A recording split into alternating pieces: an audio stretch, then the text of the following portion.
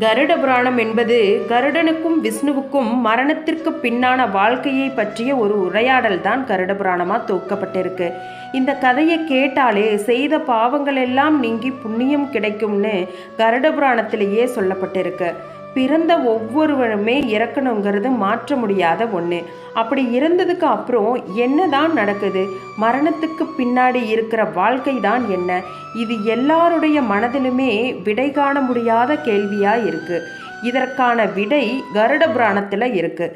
அதை பற்றி தான் இந்த பதிவில் இன்றைக்கி நாம் பார்க்க போகிறோம். வணக்கம் நண்பர்களே, நம்ம சேனலில் மனிதனின் நல்வாழ்க்கைக்கு தேவையான பதிவுகளை பதிவிட்டுட்டு வர்றோம். உங்கள் ஆதரவுக்கு நன்றி. கருடன் விஷ்ணு பகவானை நோக்கி, பகவானே, இறந்த பின் மனிதனின் உயிர் எங்கே செல்கிறது? போகும் வழியில் அவ்வுயிர் படும் துயரங்கள் என்ன? அவ்வுயிர் செய்த நல்ல கெட்ட செயல்களுக்கு என்ன பலன் என்று தனது சந்தேகத்தை கேட்டார். அதற்கு விஷ்ணு பகவான் மரணத்திற்கு பின்னான வாழ்க்கை ரகசியத்தை கருடனுக்கு ஒவ்வொன்றாக கூறினார். மரணம் என்பது உடலுக்கு மட்டும்தான், ஆன்மாவுக்கு இல்லை. மரணத்திற்கு பின் ஆத்மாவானது யமலோகத்திற்கு போகுமாம். நாம் வாழ்கிற பூமிக்கும் யமலோகத்திற்கும் இடையில 80,000 காத தூரம் உள்ளதாம். அதாவது 6,02,000 மைல்கள் தூரம். யமதர்மன் பார்க்கறதுக்கே பயங்கரமான கருப்பு உருவம் கொண்டவராக இருப்பார். யமதூதர்களும் அப்படியே தான் இருப்பாங்க. கருப்பு நிற ஆடை அணிந்து முகத்தில் அனல் பறக்கிற கோபமுடையவங்களாக இருப்பாங்க.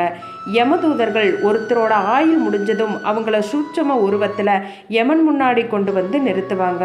யமதர்மரும் அந்த உயிரை திரும்பவும் எந்த இடத்துல இருந்து எடுத்துட்டு வந்தாங்களோ அதே இடத்துல கொண்டு போய் விட சொல்லுவார். இன்றிலிருந்து 12வது நாள் முடிந்த பின்பு மீண்டும் இஜ்ஜீவனை இங்கு கொண்டு வாருங்கள் அப்படின்னு கட்டளையிடுவார். யமதூதர்களும் அவனுடைய ஆன்மாவை எடுத்துட்டு இருந்த இடத்திலேயே கொண்டு போய் விட்டுருவாங்க. அதனால தான் ஒருத்தர் இறந்ததும் அவருடைய உடலை உடனே எரிக்கவோ புதைக்கவோ கூடாதுன்னு சொல்லுவாங்க. யமதூதர்கள் ஆன்மாவை பாச கயிறால் கட்டியிருப்பாங்க. அந்த கட்டை அவிழ்த்து விட்டதும் அந்த உயிரானது தன்னுடைய உடல் இருந்த இடத்திற்கோ இல்லை சுடுகாட்டிற்கோ போகுமாம். அங்கே தன்னோட உடம்புக்குள்ளே போக முடியாமல் பரிதவிக்கும். சுற்றி நிற்கிற உற்றார் உறவுகளை எல்லாம் பார்த்து அழுமாம். தன்னுடைய சிதைக்கு தீ மூட்டும் போது உயரத்தில் ஆவி வடிவில் நின்று அழுது ஓலமிடுமாம்.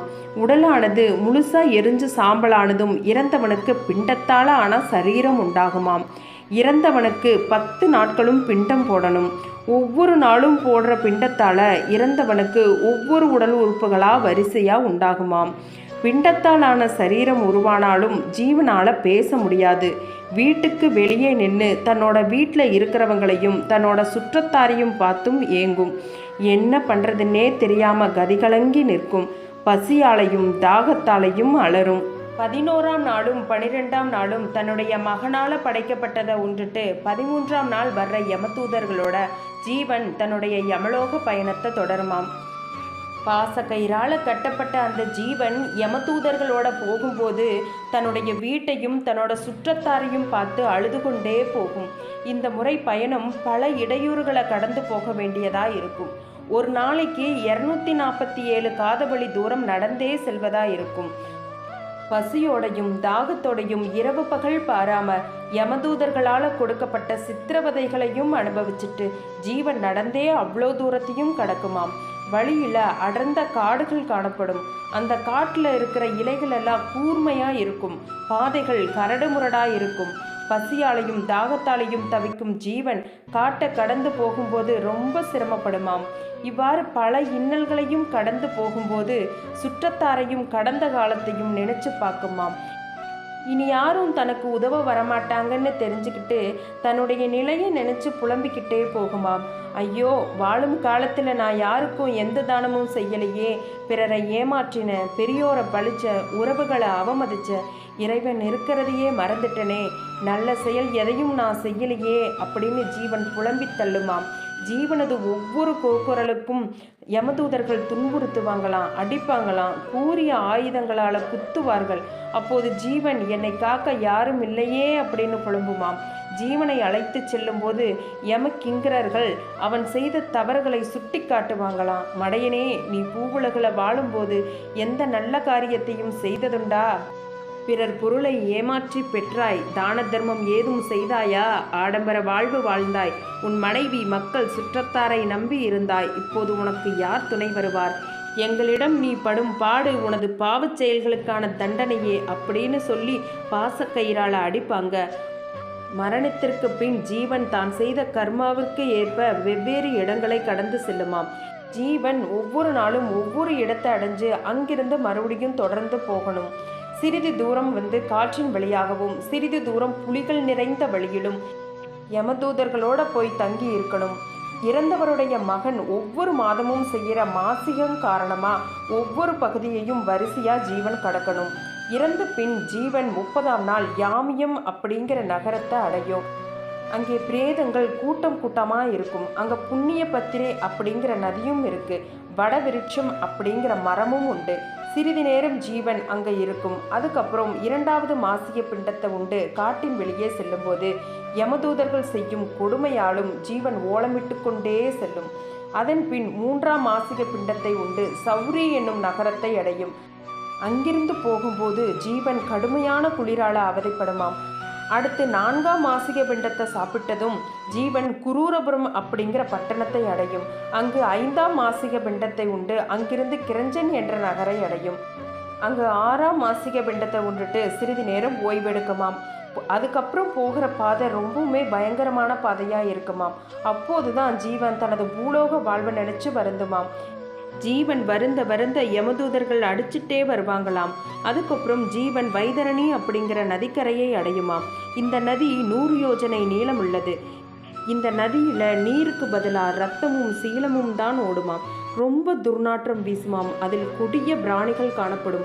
இங்கு அஞ்சத்தக்க பயங்கர உருவம் கொண்ட 10,000 படகோட்டிகள் ஜீவன் முன்பு தோன்றி, ஜீவனே நீ கோதானம் பண்ணி இருக்கிறாயா அப்படின்னு கேட்டு, அவ்வாறு செய்திருப்பின் வைதரணி நதியை கடக்க நாங்கள் உதவுகின்றோம் அப்படின்னு சொல்லுமாம். பசுதானம் செய்யாவிட்டா ஜீவனை அந்த நதியில தள்ளி துன்புறுத்துவாங்களாம். பசுதானம் செய்யாத ஜீவன் இந்த நதிக்கரையில நீண்ட காலம் தவிக்க வேண்டுமாம். வைதரணி நதியை தாண்டினதும் ஜீவன் விசித்திரன் அப்படிங்கிற நகரை அடையுமாம். அங்க 7ஆம் மாசிக பிண்டத்தை உண்ணும்போது பிசாசுகளால தொல்லைகள் ஏற்படுமாம். ஜீவன் பூமியில வாழ்ந்த காலத்துல பசின்னு வந்தவங்களுக்கு சாப்பாடு கொடுக்காம இருந்திருந்தா இந்த 7ஆம் நாள் மாசிக பிண்டத்தை பிசாசுகள் பறிச்சுக்குமாம். இந்த நிலையில பிசாசுகள் பிடுங்கினது போக சிதறி கிடைக்கிறதான் ஜீவன் உண்ணுமாம். அதன் பின் ஜீவன் பக்குவ பதம் அப்படிங்கிற பட்டணத்தை அடையுமாம். அங்கு 8ஆம் மாசிக பிண்டத்தை உண்ணும். பின்னர் துக்கதம் என்ற ஊரை அடையுமாம். அங்கு 9ஆம் மாசிக பிண்டத்தை உண்ணும். அங்கிருந்து நடந்து சென்று நாதகிராந்தம் என்ற நகரை அடையுமாம். அங்கு 10ஆம் மாசிக பிண்டத்தையும் அதப்தம் என்னும் ஊரை அடையும் போது 11ஆம் மாசிக பிண்டத்தையும் சீதாபுரம் என்ற நகரை அடையும் போது 12ஆம் மாத வருஷாப்தி பிண்டத்தையும் உண்டு வைவஸ்தப்பட்டினம் என்ற நகரை அடையுமாம். இதுவே யமபுரி. இது 144 காதவழி அகலமுள்ளதா இருக்கும். இங்கு கந்தர்வர்கள் அப்சரஸ்கள் இருப்பார்கள். இங்கு மேலும் பல்லாயிரக்கணக்கான பிராணிகளும் இருக்கும். ஜீவனோட பாவ புண்ணியங்களை எடுத்து கூற யமதர்மனுக்கு 12 சிரவணர்கள் இருப்பாங்க. சித்திரகுப்தன் யமனிடம் ஜீவனுடைய விவரங்களை கூறுவாரு.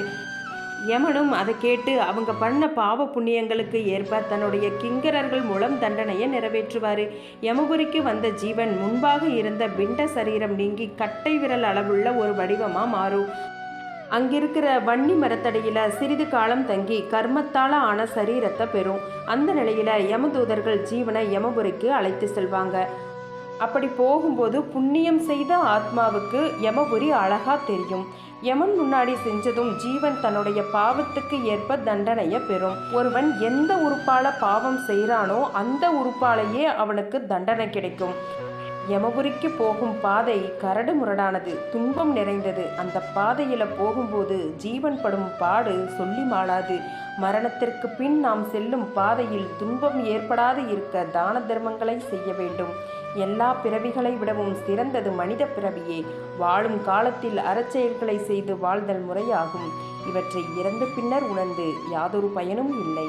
கருட புராணத்தின் அடுத்த பகுதி விரைவில் வெளியிடப்படும். தங்கள் ஆதரவுக்கு நன்றி.